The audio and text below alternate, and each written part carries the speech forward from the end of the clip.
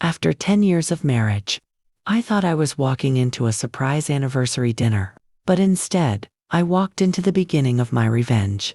Before we begin, a huge thank you to all of you. We've officially hit 500 subscribers. It's a small milestone but a big deal for us. And now our eyes are set on the 1,000 subscribers goal. To help us get there, please hit the like button. Subscribe so you never miss a story. And let me know in the comments where you're watching from and how you're doing. Your support truly encourages us and keeps this channel going now. Let's jump into the story. We had been married for 10 years when my husband, Ethan, calmly told me he had fallen in love with someone else. He said she was gentle, innocent, and didn't care about money unlike me. I remember smiling politely, even though my heart cracked in silence. Later that same day, I told my assistant, cancel his cards, prepare everything. If he wanted freedom, I would give it to him. That evening was supposed to be our 10th wedding anniversary. Sitting at my vanity, I looked at my reflection. I was 35. Fine lines framed my eyes, earned from sleepless nights managing my company, caring for my sick mother and supporting my husband's academic career. I chose a deep plum silk dress, elegant, controlled, powerful. It matched who I had become. Inside my purse was a red velvet box. Inside it, a luxury Swiss watch I had ordered months ago. Ethan once complained his old watch looked cheap when he taught classes. I remembered everything he ever said. Loving him had meant paying attention. Instead of a fancy restaurant, I planned something meaningful. Old university pub where we had our wedding reception. We were poor back then. Rain soaked our clothes. Food was simple, but his eyes were full of promise. He had held my hands and sworn that one day he would repay my sacrifices. I never wanted repayment. I only wanted loyalty. As I drove through Boston at sunset, my heart felt strangely light. I imagined his surprised smile.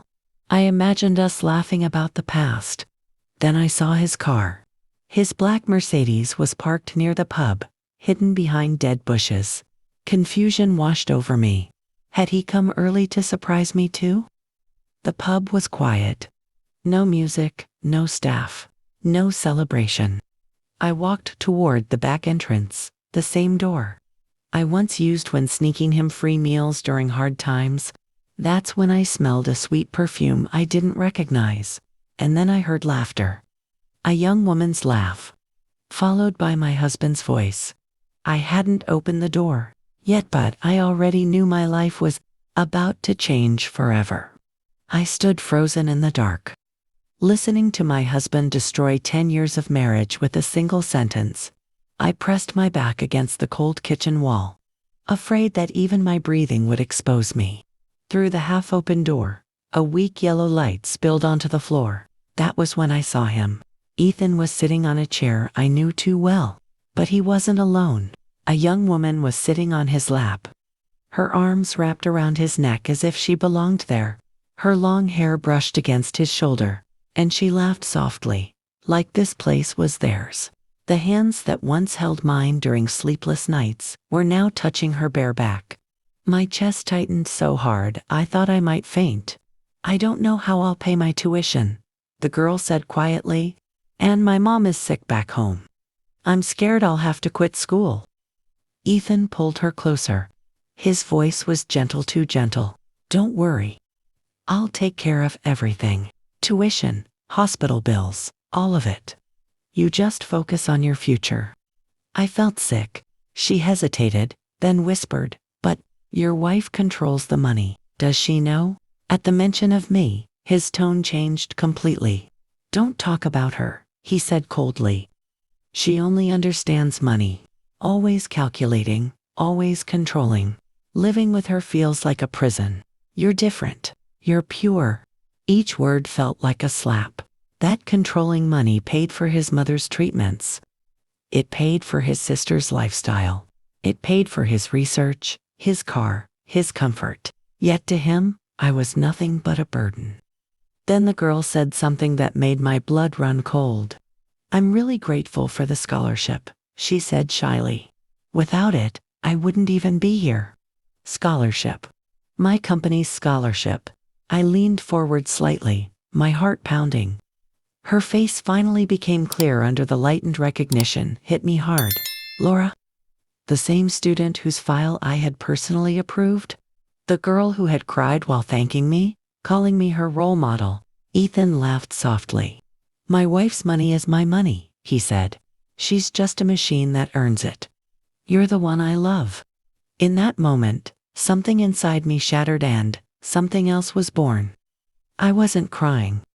I wasn't shaken. I was calm. Dangerously calm. I straightened my back, tightened my grip on the gift in my hand, and stepped toward the door. They thought they were alone, but in the next moment, I was about to show them who I really was. I didn't scream. I didn't cry. I kicked the door open and walked in like a judge entering court. The wooden door slammed against the wall, the sound echoing through the empty pub. The girl screamed and jumped off Ethan's lap. He turned toward me, his face drained of color, eyes wide as if he had seen a ghost. I stood there quietly, my shadow stretching across the floor. Elizabeth, Ethan stammered. What are you doing here? I walked in slowly. Every step of my heels felt loud and final. I pulled out a chair and sat across from them, crossing my legs calmly, as if we were in a business meeting. Our 10th anniversary, I said lightly. I wanted to surprise you. Looks like you surprised me instead. The girl Laura couldn't even look at me. She hid behind Ethan, fixing her wrinkled skirt with shaking hands. Mrs. Grant, I'm sorry, she whispered.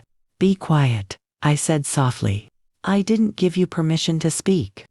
I turned to Ethan. The man I had supported for 10 years now looked small, sweaty, and terrified. Tell me, I continued calmly, was I really that horrible? Old, bitter, materialistic? A prison. Ethan swallowed hard, then suddenly stood up, anger flashing in his eyes. You spy on me, he shouted. Living with you is suffocating. You control everything: money, my life, my choices. Laura understands me. She makes me feel like a man, not someone living off his wife. That word finally landed. Living off his wife. I smiled. So you admit it, I said. Good, that makes this easier. I stood up, meeting his eyes. If my money disgusts you so much, then I'll remove it from your life. Completely. Laura looked up in panic. Mrs. Grant, please. Ethan and I are together for love. We don't need your money. I laughed quietly. Really? Then why were you crying about tuition and hospital bills 5 minutes ago? Silence. I reached into my purse and placed the red velvet gift box on the table. That watch, I said, was for you. Ethan, you once complained yours looked cheap. But now I realize Evan Gold would look worthless on you. His face twisted in rage. You think money makes you powerful. No, I replied. Truth does. I took a slow breath. Tomorrow, I'm filing for divorce. Laura gasped. Ethan froze. You and your true love, I continued, are free now. Let's see how far love goes without my wallet. I turned and walked toward the exit. Then, I heard footsteps rushing in behind me. Familiar voices. His family. I thought confronting my husband was the worst part. But the real attack was about to begin. I turned around and realized I wasn't facing betrayal alone anymore. Standing at the pub entrance were 3 people I knew too well. Eleanor, my sister, Jessica, and behind them, shock frozen on their faces. The truth they hadn't expected to see. Eleanor's eyes went straight to the girl hiding behind Ethan. I noticed it immediately. There was no surprise in her expression, only calculation. Mom, Ethan said quickly, changing his tone like a switch had flipped. Elizabeth came here to cause a scene. She's insulting me and Laura. Jessica rushed to his side. Elizabeth, what is wrong with you? My brother is a respected professor. Do you have no shame, embarrassing him like this? I laughed quietly. Embarrassing him? Ask him how respectable he felt 5 minutes ago. I pointed toward Laura. This is the student my company sponsors. The scholarship I personally approved. Jessica froze. Eleanor's lips tightened, but still, neither defended me. Instead, Eleanor sighed and looked at me with disappointment. Elizabeth, you're a woman. You should know how to tolerate things. Men make mistakes. If Ethan looks elsewhere, maybe you should reflect on why. For a moment, I couldn't breathe. I paid for your treatments, I said slowly. I funded your home. I supported your family for 10 years. Eleanor waved her hand dismissively. Don't throw money in our faces. Our family values love and dignity, not wealth. Laura stepped forward, tears in her eyes. Mrs. Grant, Ethan and I truly love each other. Please, let him go. Bless us. That was it. I finally understood. This wasn't a family. This was a group of people who had lived off me while despising me. Ethan straightened his back, confidence returning. You hear that? Everyone sees the problem is you. Laura loves me for who I am, not for money. I'm tired of being treated like a kept man. I nodded slowly. Then let me fix that. I looked at Eleanor and Jessica. From this moment on, I am done supporting anyone who disrespects me. Eleanor scoffed. You wouldn't dare. My son has a salary. We'll live just fine without you. I smiled. Good. Then this will be easy. I picked up my purse and turned toward the door. I'll see all of you very soon, I said calmly. But not as family. As I stepped outside, Eleanor grabbed my arm. You think you can just walk away? I looked her in the eyes, colder than I had ever felt. No, I said. I'm walking toward consequences. They still believed I was bluffing, but by morning, their world was about to collapse.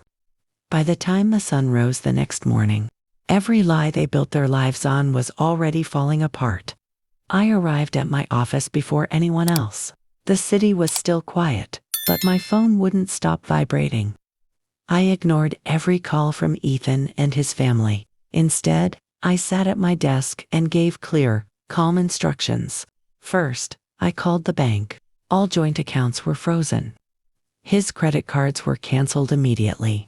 The car he drove registered under my company was scheduled for return. Next, I contacted my legal team. Divorce papers were prepared, airtight and final. Then came the hardest call. I terminated the scholarship, not out of anger but because it was granted under false pretenses. Integrity mattered to me more than sympathy. Laura had crossed a line she could never undo. By noon, chaos had begun. Ethan stormed into my office, his face red with panic. Elizabeth, you can't do this. My accounts are empty. The university is asking questions. Laura is crying she has no tuition. I looked at him calmly. You said you wanted freedom from my money. Congratulations, you have it. He slammed his hand on my desk. You're ruining my life. No, I replied. You ruined your own when you chose betrayal over honesty. Minutes later, Eleanor and Jessica arrived, shouting, demanding explanations. Security escorted them out. For the first time in 10 years, I didn't step in to protect them. That evening, the university board requested a formal review. Rumors spread quickly. A professor involved with a sponsored student was not a small issue. Ethan's reputation collapsed faster than his finances. Weeks passed. The divorce was finalized. I kept what I built. He walked away with what he earned, nothing extra. One afternoon, I received a message from Laura. She apologized. She said she didn't understand power, consequences, or loyalty. I wished her well but kept my distance. Some lessons must be lived, not forgiven. As for Ethan, I heard he moved into a small apartment and took a temporary teaching job out of state. No car, no status, no audience, only silence. On my next anniversary, I booked a table at that same old pub, but this time, I went alone. I raised my glass and smiled. I didn't lose a husband. I reclaimed myself. If this story moved you, remember self-respect is the most powerful revenge of all. If this story touched your heart, tell me in the comments, what city are you watching from? Don't forget to like, subscribe, and share this story so more people remember. No matter how old you are, it's never too late to stand up for yourself.